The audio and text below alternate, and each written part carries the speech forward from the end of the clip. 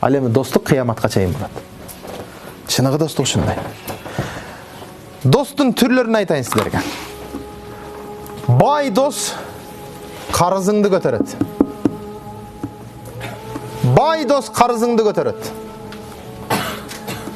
Балбан дос ташыңды, оорыңды көтөрүп берет. Тамашалуу дос көңүлүңдү көтөрөт. Бирок чыныгы дос ал табытыңды көтөрөт. Биз кайсы бирин карап атабыз, ар бирин карап коюңуздар.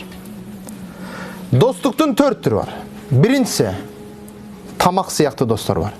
Тамаксыз жашай албайсың, аларсыз да жашай албайсың. Ушундай достор бар. Достун экинчи түрү дары сыяктуу. Ооруганда сөз дарын издейсин, көңүлүң чөгүп дарттанып атканда да баягыдай дарыдай досуңду издейсин. Ошо менен дартташасың. Болбосо кыйналасың. Үчүнчүсү аба сыяктуу. Абаны көрбөйсүң, бирок дем аласың. Ушундай достор бар. Күндө көрбөйсүң. О, айда жылда бир көрөсүң. Бирок ошол досуң менен көрсөң бир рахат алып жыргаласың да, эй деп.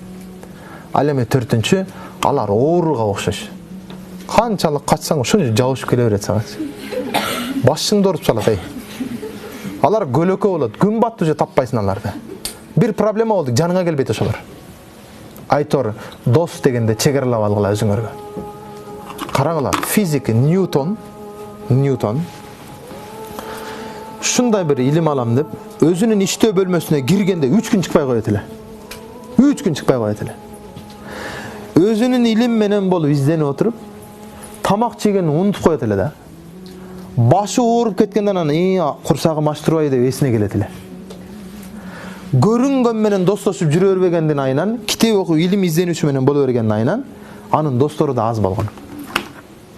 Урматтуулар, бизде дос дегенде сөз түрдө бир партада отурган классташ деп түшүнөткөнбүз. Жок, дос болуш үчүн жашыңдын тең болушу шарт эмес. Дос болуш үчүн бир класста окушуң да шарт эмес.